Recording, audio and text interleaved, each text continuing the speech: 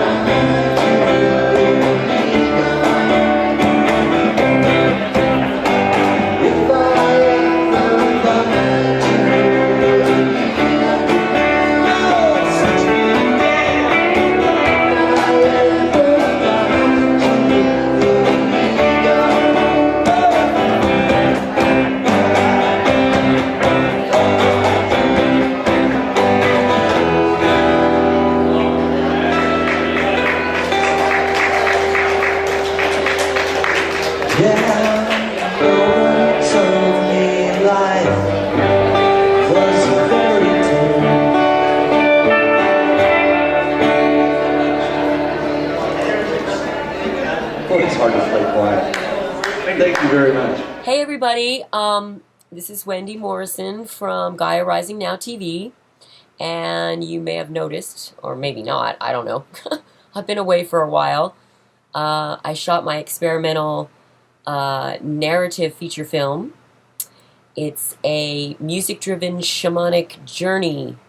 It's quite interesting. It's being submitted at film festivals right now. And Missy Hill has a little special part in it. So, anyway, as you can guess, I have Missy Hill with me, but she'll be with us in just a second. I wanted to sort of touch base and say, wow, things have been crazy. The energy of the full moon certainly was all about letting go, if you can. And we've got a new moon solar eclipse coming up on my birthday. My marriage just completely dissolved out of the blue and thin air. So at the crux of all of this, I kind of been thrown in the dark night of the soul. Been getting through it, but I know you guys have been going through this too. It's crazy. That's kind of what Missy and I are going to talk about, is just like, we are in it, peeps.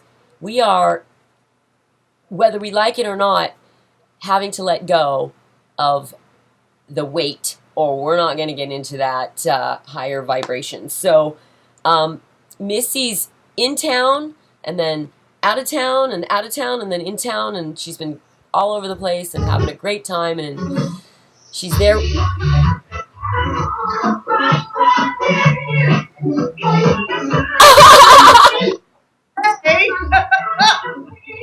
Okay, now where's that coming now from? we're having paranormal experiences. Is that coming from mine? It's not coming from me. Where's that coming from? I have no idea. Oh my goodness. In his first season in the professional ranks, Lillian Kalamajan, who upset. Are you there? Who is that? You know what? Ron had a program running in the background that I shut down and rebooted the computer so that would not be running in the background, and it came back up. How hilarious. That was the tour of Vuelta in España, because he's a bicycler, so he's into the Tour de France, and that was the tour of Vuelta. That was bad. Well, you know, every time we get together, it's something else. It's always wacky and fun and crazy. That's why we want you with us. We have Soda here. She was with us on the vacation. I'm going to let her go, but hi, Soda. I just wanted her to... I had Krishna here. We were going to have a kitty conference, but Soda, we'll see you soon. Thank you for joining us. Soda's in a bad mood tonight. I don't know why. Missy... Because she was on vacation, and now she's home. Now she's home. So she's having that depression. Well, right. Yes. Aren't you leaving town again?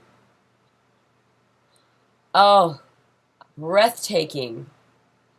Esmeralda. I will tell you a story. Actually, this ties in beautifully. We were in Abingdon, Virginia, which is just a couple hours from Asheville, North Carolina. And we also went to Damascus. Remember, in the Bible, there's a story about how Saul was like blinded. He was on a horse, and for 3 days blind on his way to Damascus. So there's something about this whole thing with riding this Virginia Creeper Trail, the creepiness on the Virginia Creeper Trail in Damascus. And then tomorrow we're going to Hot Springs, North Carolina, to the Hot Springs Resort, where they have the hot springs. And it's on the French Broad River, and we'll be doing some camping. So I've actually been off the grid for a couple days. I mean, as far as energetically knowing anything that's going on. It's interesting. I've got some updates from other friends.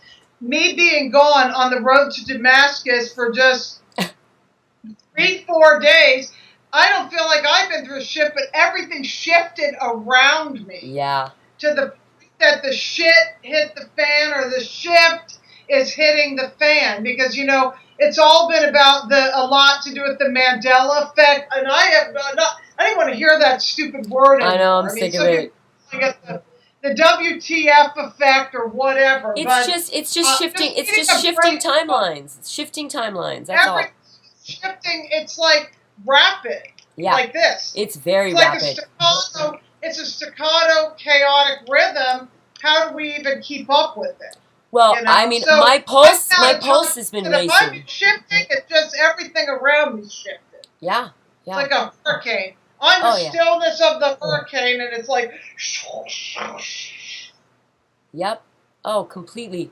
I have heart palpitations almost every day because the energy is so rapidly increasing, and it's remarkable everything that's crumbling. My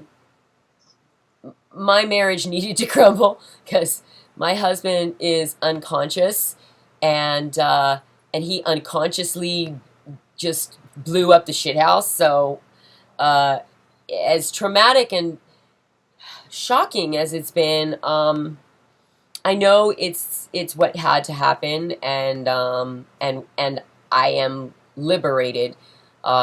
He was definitely sucking the life out of me, and definitely sitting on top of me, holding me down. In fact, many times I question whether he was a handler or not that was put in my space specifically for that reason. So, it's what we don't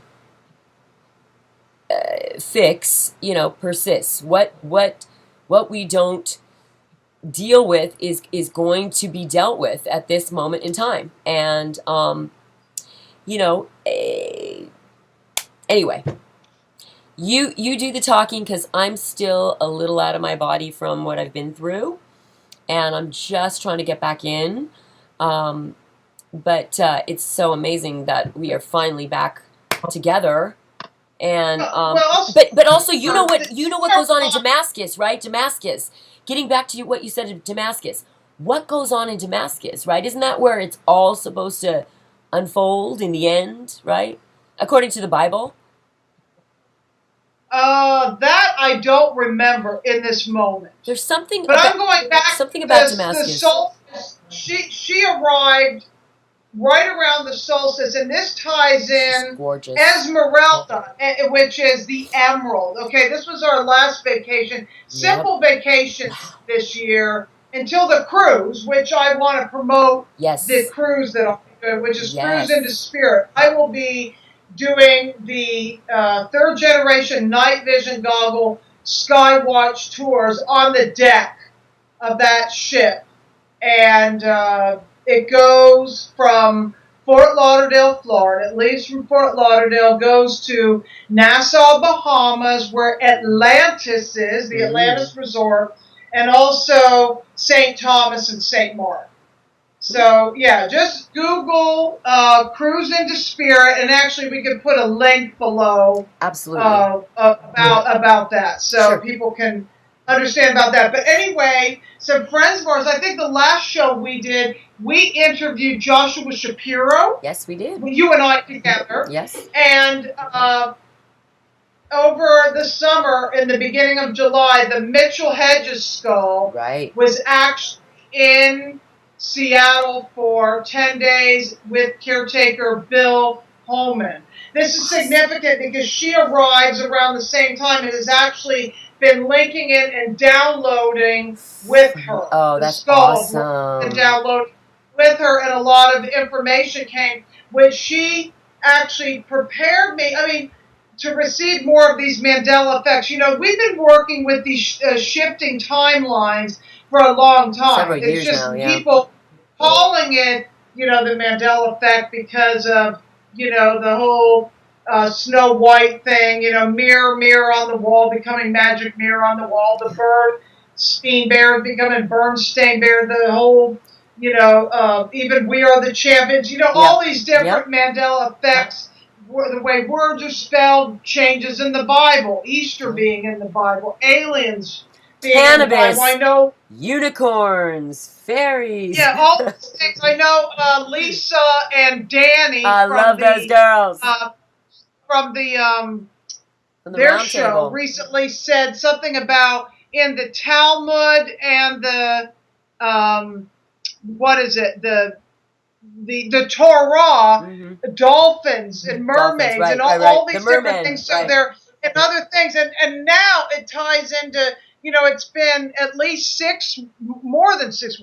How many weeks? 2 months since the summer solstice, you know, and it's just been ramping up, and we're gearing up now for the equinox is the next thing. But this something about being on the road to Damascus during this electrical peak, for some reason, is significant. It's like I'm saying, do I feel like over the past 3 days I've shifted? No, but everything around me shifted, and it's different than just a Mandela effect. It's like with people, I'm gone for 3 days, and I get these panicked messages on Facebook like where are you, or people like need to know where I am. It's funny because people don't notice, like when I'm there I don't necessarily get messages. It's when I'm gone, I don't check my status for a few days, and then it's like, okay, where am I? People must feel it and know that I'm not there. I guess. I feel like I've been in the Twilight Zone. I mean, literally, I feel like I've been in a box with no communication and just, I don't know, melting into psilocybin mushrooms. I don't know. I'm just like, I'm shrinking. Ah. Anyway. I mean, I had exciting. My own personal Mandela effect after Ron got some wood. You had much bigger ones. This is a mundane one, but let me just share it. We got some wood delivered. It sat there for a couple weeks. I was stacking some of it because we have to get a lot of wood here for the winter. He finally finished stacking it. And then 2 days later, we had no plants. And then all of a sudden there was these plants that looked like tropical bushes that grew from nothing to this big, 2 right next to each other. And neither one of us, we noticed that there was nothing, that all of a sudden in one day it was there. And I'm like, okay, well, that's a weird thing. Yeah, no, I've noticed little weird things like that too. Just things that just disappear, you know? I mean, I'll be like, I just made a batch of Oregons and there's 8 to a batch. Yet there was only 7. And I'm like, how can there only be 7? I just made a whole batch. There's 8. It just, Krishna.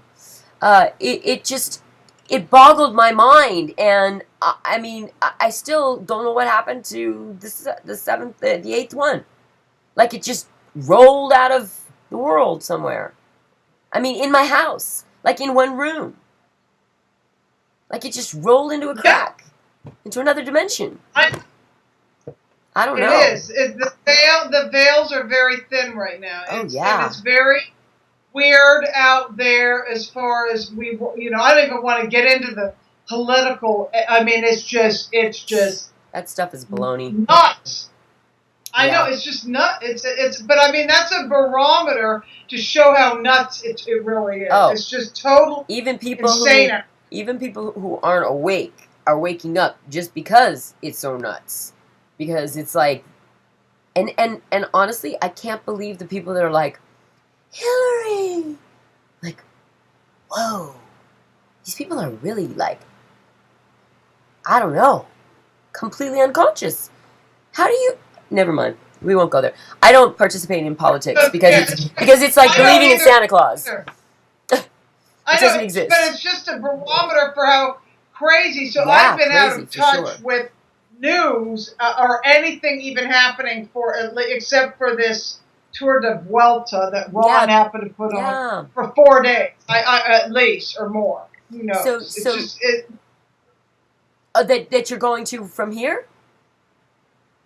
The next place we go is we're going to Hot Springs. Oh, that's right. And we'll be coming up there too. And what's nice about these places where we were, I didn't notice any cell phone towers. Oh, and cool. Hopefully there's there's not much going on still in Hot Springs. It was a tiny town. It's like one street. Oh, it's not much. I've seen some of those. Yeah, but that's sweet.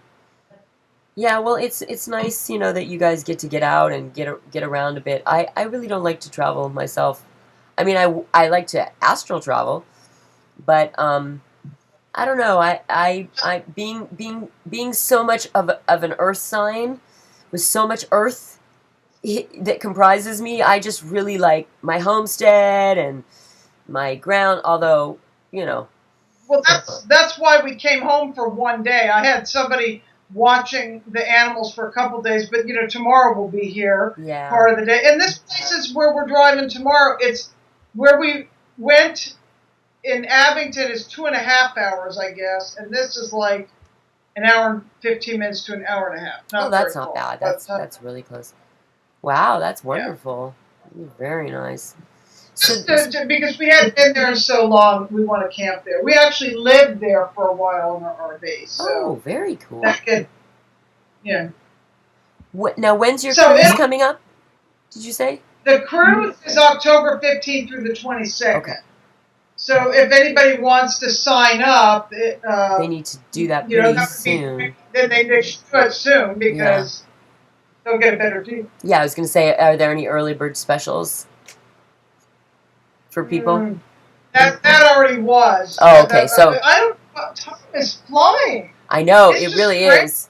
We were going to talk about the last cruise, and that didn't even happen. I know. When I went on the conspiracy cruise with Joshua Warren and Laura Eisenhower. Yeah, how was that? There were some other ones that were supposed to be on this cruise. One of them I think is not going to be on it. Who's a friend? We're supposed to talk about that, and then there's people know of Daniel Brinkley and Sean David Morton. They'll be on. I mean, there's going to be a lot of great people on this cruise, but I'd have to look to remember. Did you have a pretty good turnout for the last cruise? Oh yeah. Oh, yeah, excellent, we sure did. Excellent. Yeah, because we didn't get to talk about how that turned out. There was a lot of drama on that cruise, but brother, I think it was the Love Boat. So, and then it was the conspiracy. So you had the Love Boat and the conspiracy at the same time. But I feel like that was ages ago. That was back in February, and obviously I don't want to think about February because it'll come around again like Groundhog Day. I know, but you're right. It seems like years ago. Huh? It seems like years ago. Doesn't it? I happened to be in a coffee shop the other day when we finished in Damascus. We wanted to use the bathroom and stuff there too. And they're playing Sonny and Cher. I got you, babe. I got you, babe. And I was thinking, they played this in Groundhog Day when the day wouldn't change for Bill Murray. And every day he'd wake up and I'm like, this is significant. Something about me being in Damascus and hearing this song on repeat. And I saw Groundhog Day. I'm like, what is that about? Because I don't feel I'm in a Groundhog Day. No, but there's a Groundhog Day around me. Yeah. It's like I am watching the world Groundhog Day, which I make reference to that a lot of times. I always make jokes saying Groundhog Day, I don't celebrate holidays, so Groundhog Day is my favorite holiday because this is a good barometer or a good metaphor for where humanity is. I mean, they're waking up, but they're still on a Groundhog Day. Yeah, well, definitely. But, I mean, what I've seen in the last 6 months is unbelievable. I mean, the amount of people waking up, the amount of people coming into their bodies and recognizing what's going on around them, it's unbelievable. I mean, let's just stay focused on how amazing that is, because it really is amazing. I know it can. And then they have a walk-in, because this is what I'm saying is this one person. It's like all of a sudden her family wants to be with her. Like I miss you. I gotta see. It's just, and they know the way what she's about. This way of being, and who we are, and sometimes they just. It's not that they haven't seen. Maybe people have been observing us for a while. Then all of a sudden, they've been observing, and then they need to be around us because we've got some light, we've got energy, we've got information. There's something of who we are, that what we embody, that all of a sudden then these people need a dose of who it is that we are. Well, and they can shift like that. All of a sudden, just in a moment, they're absolutely. awake. They went from, and Absolutely. we thought maybe they weren't awake the whole time, but they were just observing, and then they make a decision where now they choose to be awake. Not that they weren't watching and starting to get it, but then it's like all of a sudden, okay, lifestyle change. Everything changes. It's like a Mandela. Sure. We are activation portals. I mean, those of us that have been on the front lines for a long time, that's why we've been out here. I mean, we've shifted our own way of waking people up as we've learned and grown through that process and come in better alignment. And absolutely, people have been watching us for a very long time. They might just have thought, oh, we were pleasant or fun or whatever. Maybe a little quirky or blah, blah, blah. But I think that they recognize now that so much of what we've been embodying and saying and talking about and sharing is now starting to make sense to them. And so it's not even so much that they want to be around us as it feels like it grounds them. You know what I mean? To touch base with somebody that understands what's going on when they themselves now have had a taste of it. It's exciting and grounding for them. You know what I mean? Because now, what the beautiful thing about that is you become a part of the awakened. Now we're a family. You know what I mean? It's like you don't see that out there anywhere.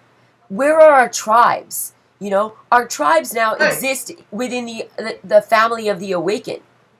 And so every time you find your family, your tribe, you know, and you gravitate and magnetize towards them, it's transformative. I mean, that's it. It can't help but be, you know, because it's activating those people. So the seeds we planted sprouted. You know, it might have taken a long time, and you thought maybe that's another Bible parable. The seeds, you know, the good ground, and you know the different things. Love. Sowing the seeds of love. Yeah, I mean. Right. And what was funny is I saw the word love twice in the town of Abingdon. There was a resort called the Martha Washington Resort, to do with, you know, George Washington or whatever. And there was this love, and then there was a phone booth that had the picture. And I thought of the Matrix. You know, Neo goes into the phone.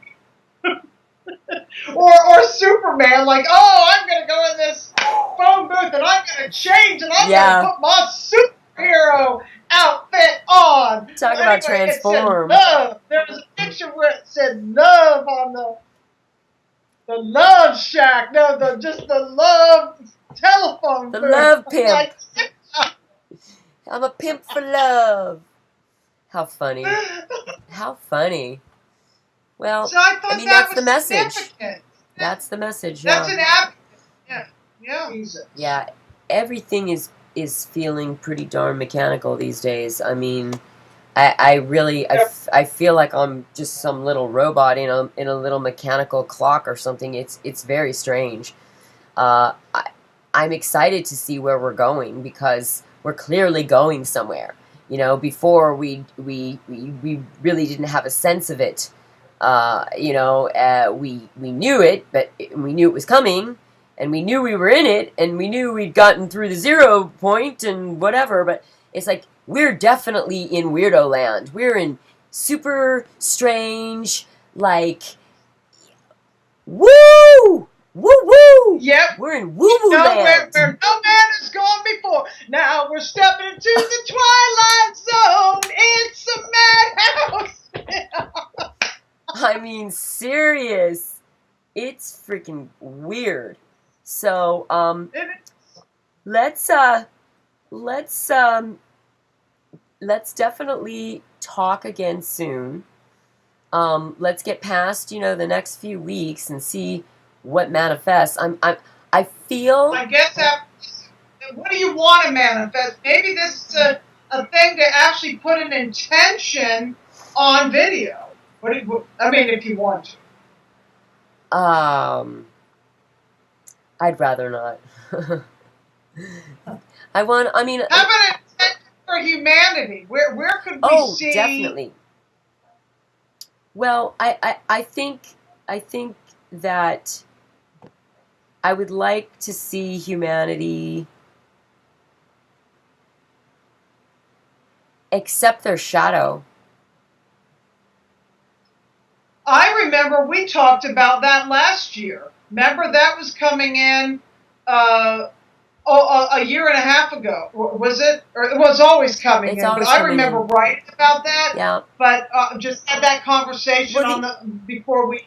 If you look, because really that's what it's all about. If I say, oh, I want humanity to let go of judgment. Oh, I want humanity to be more accepting. Really, what it comes down to is, and this is, where I'm at, and where many people are at. And I accept my shadow side. I like my shadow side. I have no problem with my shadow side. Everyone else does, but that's okay. Because I don't live for everyone else. I know what I'm going through. The cognitive dissonance that we all have to deal with when we are awake and we are purging can be overwhelming, because we feel like we're supposed to be above and beyond it because we're examples for other people, and yet, we're all just going through the same process of dealing with the shadow. Whether you look at the shadow, accept the shadow, mirror the shadow, embrace the shadow, resist the shadow, reject the shadow, wherever you are on the spectrum,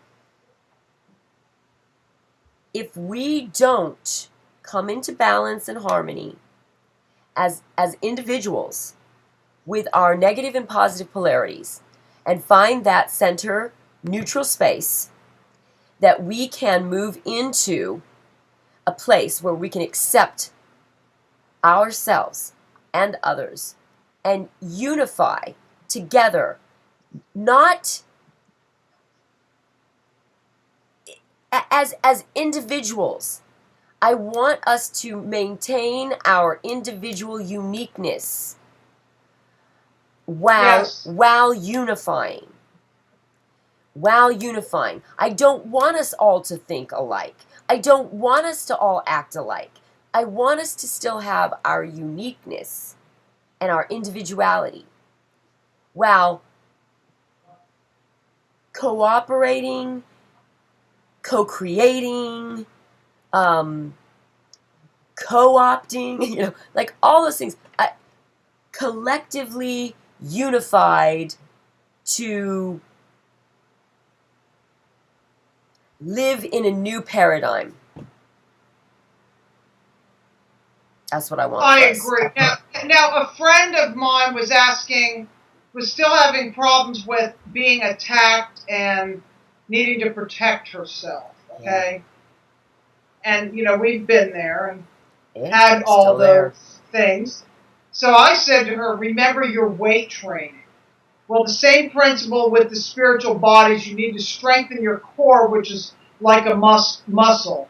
Asked to be free from the matrix, which is the light and dark game. Inner and outer resistance is a result of not being congruently aligned in some area of your life. I said to her, hope this is helpful. Also, she was always saying, what about my DNA activation? I said, you don't need to push for an opening, including with DNA, because the more we push, the more we're fighting against this resistance. So it's going to happen polarity integration, all this stuff is about being aligned. The shadow, the light and the shadow aligning together. Yep. Together, coming to balance. When that happens, all of the DNA activation, the DNA has been activating for quite some time, but there will be to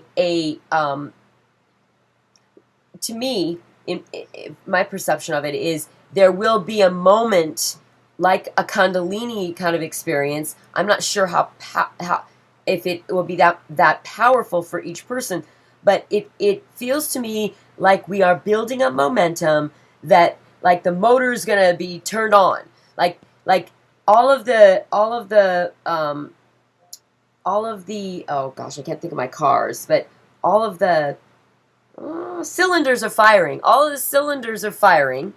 You know, those are all the DNA strands. All the cylinders are firing, and now we're gonna like start up the engine, and that's gonna be the whole activation of this, you know, fifth dimensional body. You know, silica. I think it's more than fifth. It's seventh, I don't know. isn't There's it? different people talking about the new, like the new Earth timeline. You know, there's a lot of different labels for the same description, but now the new thing is Earth 2. Have you heard of this? Yeah. Although it's not new, because people have been talking about it for a while, you know. Earth 2, there's so many New Earth, it's all the same thing. I mean, it really is. Yeah, just so many, it's almost like getting away from all these labels and just really feeling. Yeah. That's why it was nice to go nature and just feel, to not have to worry about language and words and, you know, thinking about all the different things. Round earth, flat earth, tesseract, pancake, whether the trees are, what is the new thing now? These trees, the masons, silicon trees, and a lot of these pieces, they all have pieces. Yeah, that's just it. They're all pieces. They're all pieces of the puzzle. And we shouldn't really get too caught up in it. It's brilliant. We're detectives. And we're pioneers. You know, we're astronauts. We're galactic starseeds. You know, so it is exciting when we notice all these things and we can share and we all notice it together. But we got to keep our eye on the prize and on the bigger picture. And like you said, it's just actually experiencing it, not talking about it, not talking about how you know about it, not getting excited with other people about how we're going through it. I mean, that's all awesome, but remembering to just sit and go through it and feel it. I've been sitting with my lepidolite 528 frequency Sophigio crystal bowl every day, and I've been holding it right in front of my third eye and just toning it and letting that frequency just heal every misalignment, malalignment within me, every pain body, and just, you know, really losing myself, you know, separating from the avatar, moving into oversoul, and just merging into where we are to be, and not worried about Wendi. Yeah, that's what was up, I think, a couple weeks ago, feeling the collective pain body. I don't know if they've had a breakthrough. I just know that since I came back, I'm not feeling them, which is good for me, because I don't want to feeling that collective pain body. I mean, because if I feel it at all, does that mean I still have it? I mean, because I know it's not me, and yet if I resonate, you know, that's why we have to be very careful. We want to know what's going on, right? We don't put our head in the sand. However, if we keep looking at it and focusing on it, because everything that comes into our field is a result of everything that we've been focused on for a long time, which means if it's the Illuminati, and it's the shadow government, and it's the alternative media, and, you know, all these things, you know, the different, whatever it is that goes on with even all the alternative media, which we're a part of alternative media, but we're the alternative to We're the alternative to the alternative media. Well, but that's true. I mean, it's oh God, I lost the thought I was gonna have that I had when you were talking. the red or the blue pill. I'm thinking about the red or the blue. Right. Yeah, it's sensory overload for sure. And we have It speaks too much, and then if we're focused on watching all the different rabbit holes, and we do the rabbit holes, and it's important. But if that's all people do, and they're not connecting with themselves, they're not connecting with nature, the result of where we've had our attention, does that create more of what we do not want? And that's what the psyop, those people, them out there, the us and them, they know that. Well, so therefore, that's feeding it. Yeah. We got to stop feeding it. No, that's it. That's the distraction. That's the distraction, definitely. And we are co-creative. We know we're co-creative. We know that whatever we focus on manifests. That's what I've been trying to stay on top of, because in all my pain, I'm hearing all these, voices, those terrible voices that, tell you all the crappy shit. And I find myself going with them, and then I go, no. And then I try to grab onto something that's light. And I've never, in all of my life, had such a struggle trying to hold on to the light right now. I mean, seriously, it's like really challenging. And I don't think it's just me. I don't think it's just what I'm going through. I think that, like you said, there's just this collective torrent that is so overwhelming. And it's, I didn't birth a child, but I can imagine that there's a point when you're in labor where you just, never mind, I don't want this baby, get it out of me, I'm done, you know what I mean? But you can't, of course you can't do that. You've got a life form coming through you. You have to continue on. You have to push. You know what I'm saying? So we're birthing. That's what I feel I'm going through. I feel like I'm birthing a new human. We are. Yeah, me. Definitely. Now there's times that you're birthing yourself. Yeah. We're all birthing ourselves. Now today what was interesting is we were in the pool and there was no sun, and Ron said it's a cloudy day, and if you notice, we're not casting a shadow. And I was thinking of that. Something to be said for clouds. Maybe sometimes it's okay to have a cloudy day once in a while, because the more intense the light, the more intense the shadow. So Absolutely.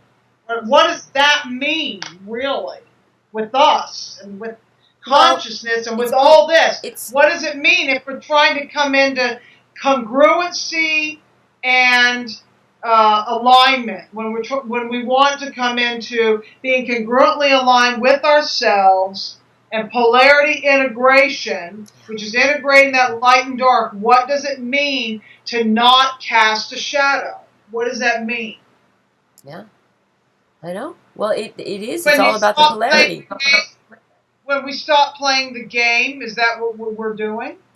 And yet we're still of love. Maybe we're of love, and we're of neutrality, and we're of compassion, but maybe the whole thing with light, is that word even, is that something we should have in our vocabulary, light and dark in any area of our, information, but light and dark, or should it just be love and compassion, compassionate witnessing and neutrality, and not wanting to fight something out there anymore and give it energy? Because as we fight it, it actually gives it energy. Yeah.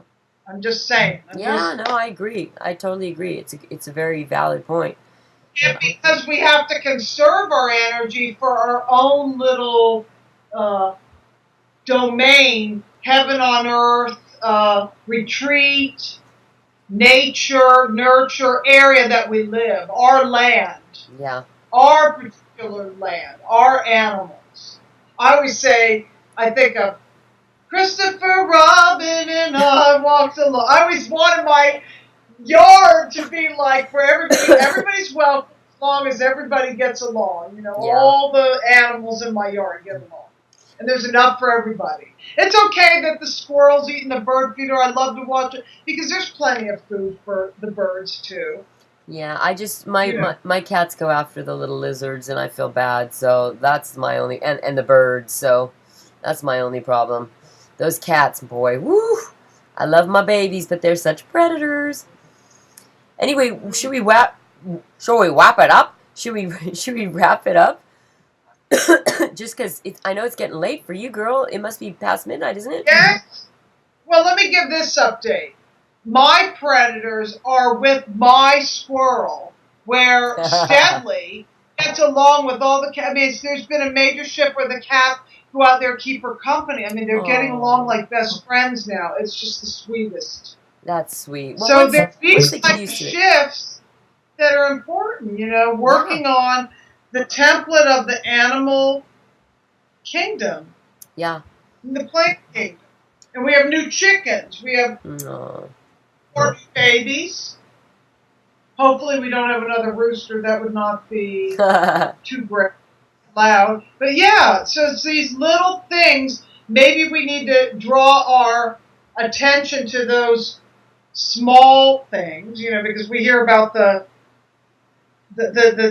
very small. Well, you know what?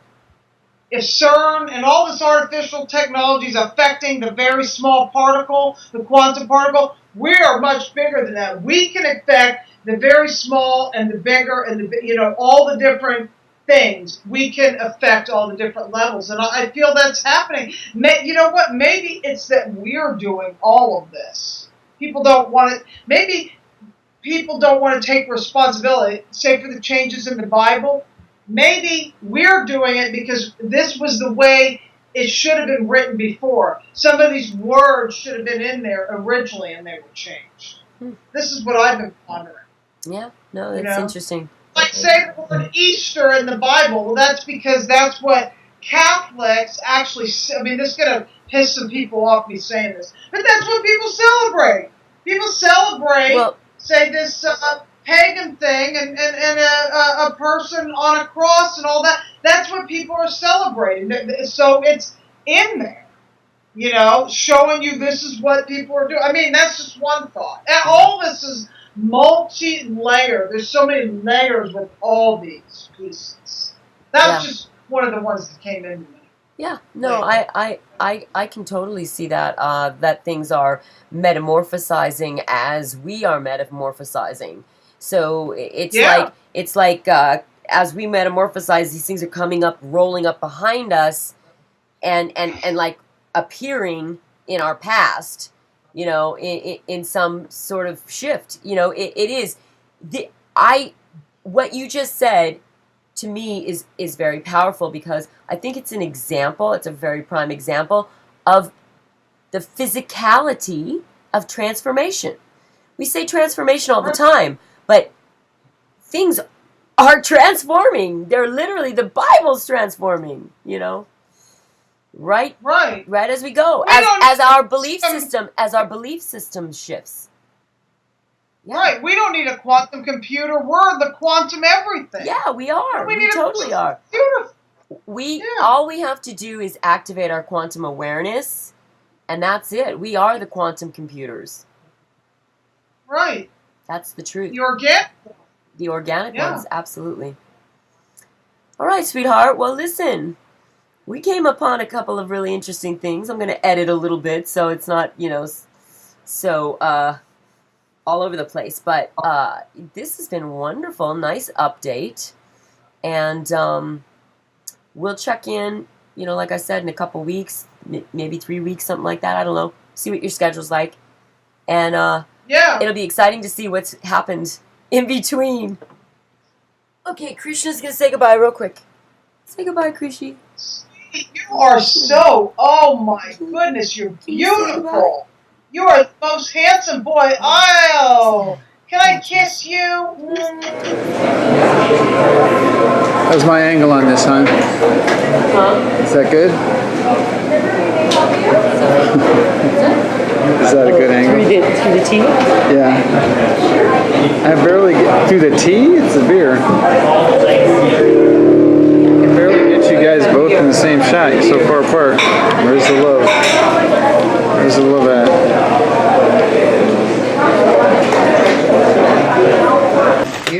That's gorgeous. Here is something that I did in Merida. You see that? Beautified, dude. Gorgeous. They're trying to, they want to reconstitute something of what they had. Yes. And there is, again, a depiction of this effort, of Two suns. universal effort coming back into the consciousness of these Mayans. And here's the sun and the moon, and this is this energy vortex depicting in symbolic form that effort.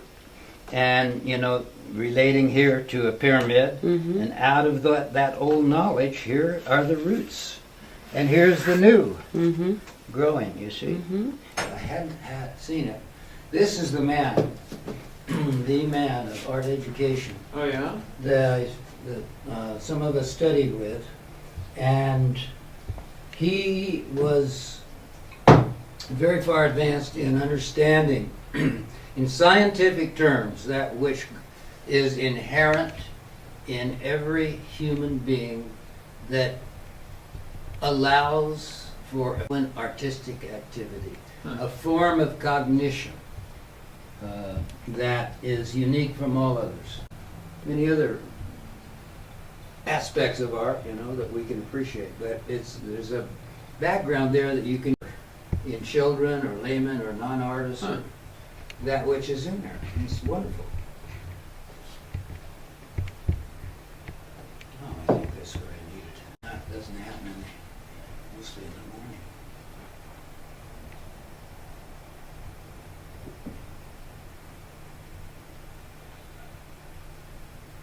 So then that book was one that he never finished. This one? But all the data was there. Oh. And then my friends, and I recently spoke with one of them that I hadn't seen outside of the classroom for 40 years. And he was the principal one that helped the widow of Henry Schaefer Simard edit. Very, very wonderful that it was a follow-up here. So it's inspiring to me to know that has been work, because now one of my friends said he's never going to finish it. He's going to die before he finishes it. And the Lord, So excited, just a little. I'm having coffee. Would you like a little coffee? No, I just had my coffee. You don't have any of that? Well, here's what was upside down before us. You spontaneously and full of inspiration jumped in when you heard me telling about this form.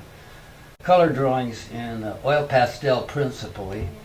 And this represents, in pictorial terms, called getting a kink out. And so and I'm playing with this idea of Roy G. Biv, which is the rainbow colors. Red, orange, yellow, green, blue, indigo, violet. Roy G. Biv. And this is Roy G. Biv, or humanity coming up here, up into the hierarchy of the heavens. And out of the flames of our little local, mucking around down here for the millionth time. And here are the 7 light streams, identified by Henry Colton, my teacher, on to Whitney, where a new polarity is being built. This, once again, it shows this energy of the light streams coming down, and this great movement that comes out of the movement up in the heavens, the new archetypes. And this archetypal energy rebuilds polarities on the planet, and it's helped with the consciousness of humanity also. And this is Sawtooth once again, and this is a free pictorial delineation of an energy field and a constancy that's being built. And to me, it's the most fascinating thing because I feel I'm living this. And but once again, this one, don't have my eyesight right now or my glasses, but this one is one of those which are missing in the original. I just happen to have some reproductions. And here, I believe I'll be able to show you more. Yes, two more, both of which in the original are missing, so far as I can now tell. And that is the same, once again, this same energy, this building, and my pleasure is to put it into pictorial terms. So this is like the prism of this energy coming through into the world, coming through to us. And it's a rebuilding, a new energy coming into the Western world, which reflects that which has been happening. And this one is part of a study that also resulted in the big stone 2012 resurrection down in Merida, Yucatan. And the Mayans are attempting to revive, and they stay with those thoughts of what they did know, such as finding the galactic center of the Milky Way. This represents the regeneration, and this is a symbol. The T is also a tree in their way of depicting a language and symbol. And here's the feminine related to the moon, rising up again, coming out of this broken thing. And then here's the male in this case with the solar energy, worshiping the sun, which is very Mayan. And then once again, this is use this as a depiction of the heaven worlds. So that one's a very valuable one to me, and has been kind of put out and about because of this 2012 interest that there is. It's out front now. You can get the real thing out there. Symbols, universal symbols, Mayan symbols. Jesus beside the Father. Here's Mayan symbols and universal symbols, and once again the regeneration, and then the new beings coming out. So these kinds of things, the reason I would like to just show some of what I've retained here, and there's a lot that I have retained, is a tremendously important spiritual experience. Mr. Cameraman is my work of my old age, for sure. I hope I do some more, but I've been given the assignment by the Andrew Colton Foundation of Missions in Glendale, which is my home place spiritually, to place a depiction of Joseph to introduce baby Jesus into it. So we're doing a father and son work, and in the final placement, they will be a tree there in front. There's a circle, some little seats around, and a sidewalk leading across the plaza, and over there, reaching out. And then back of me, the third place is Jesus, larger than life-size bronze, also making a gesture. So they're within sight of each other. And that was, of course, my inspiration to give this not only the movement, but the idea of ready to go type thing of baby Jesus, and also opening up his arms as babies do to someone approaching.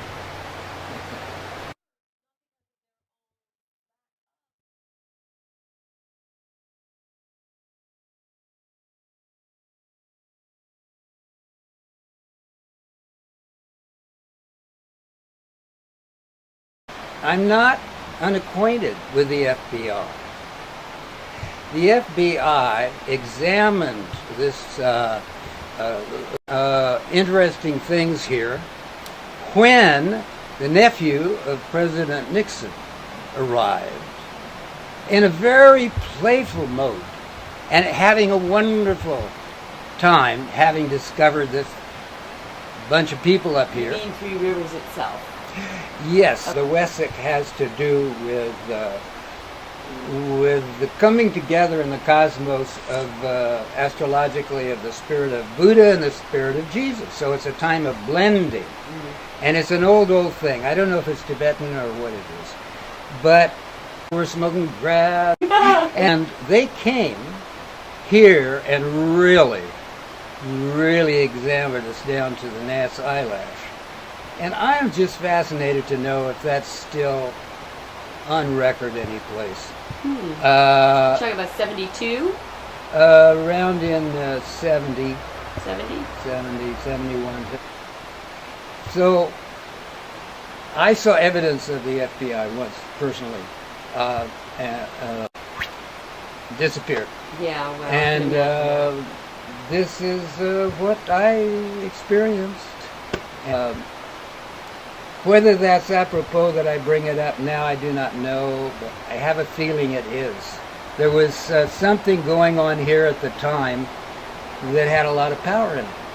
And it's here, incipiently. So I just want to say hello to the FBI and ask them to please examine what it is we're presenting. So your grandparents lived out here? Oh no, they just came up in a little cabin that they had because they owned a short section of the hillside here, and all of this was part of it also. Huh. Yeah, all along here. And then my dad, when they settled out after his parents had died, he took a little piece up there, and the brothers took other pieces.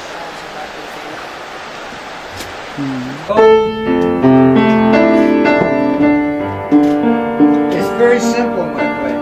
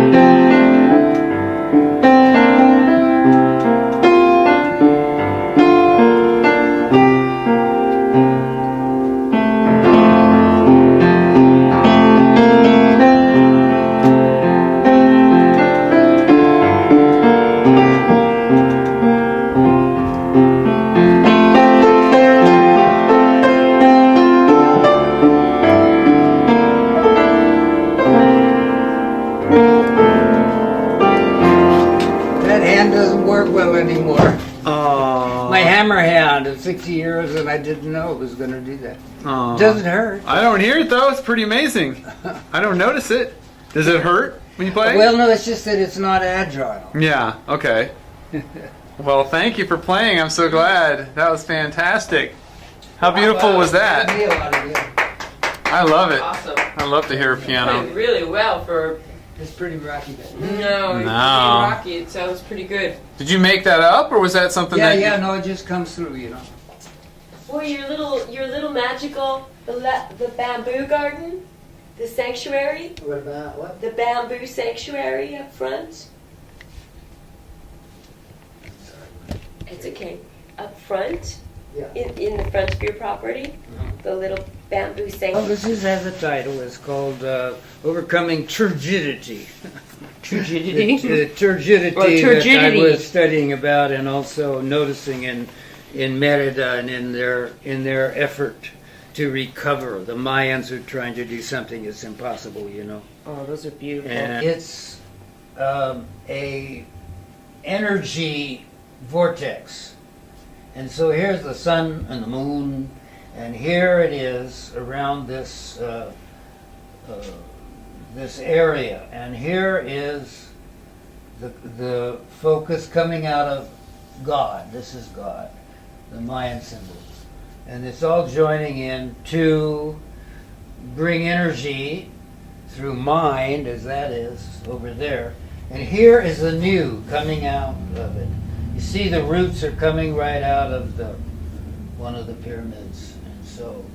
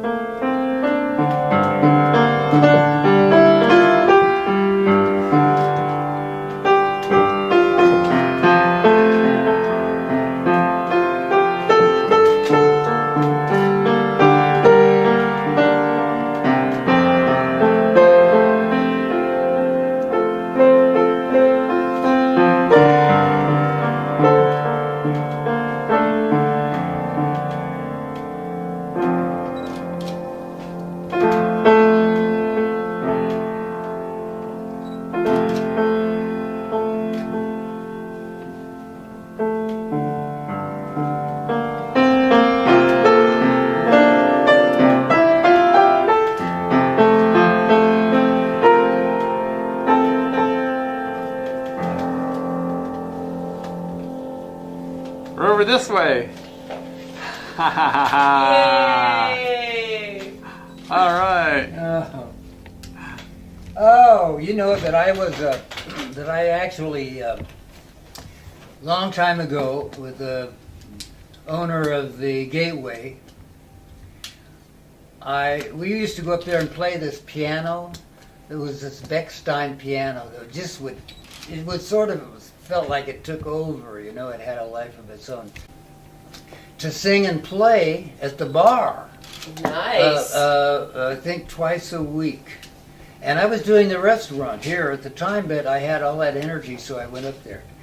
And played and sang like one of the, there was, popular like show tune music, or like Cole Porter, or what they call the American Songbook. Uh-huh. And then this Jacques Brel. You know him? I do.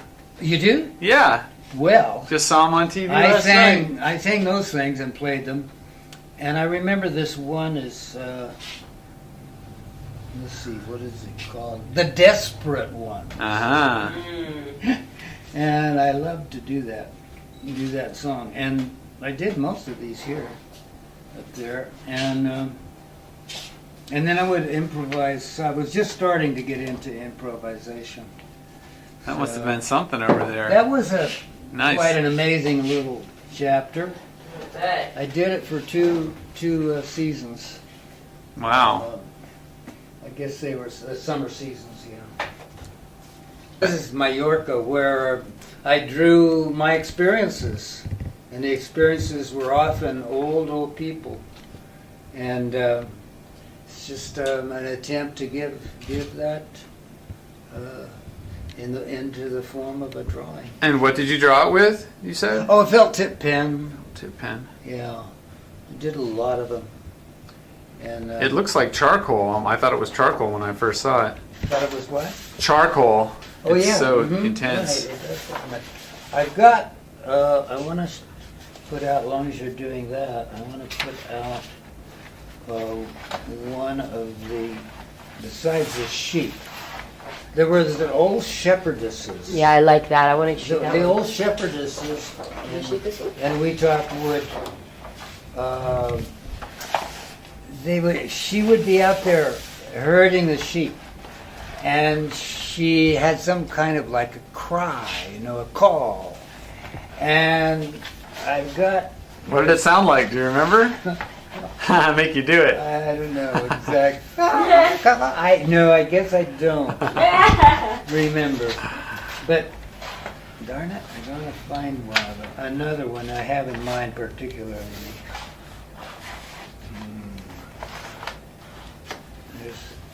There's one of the old ladies. Yeah, it's sweet too.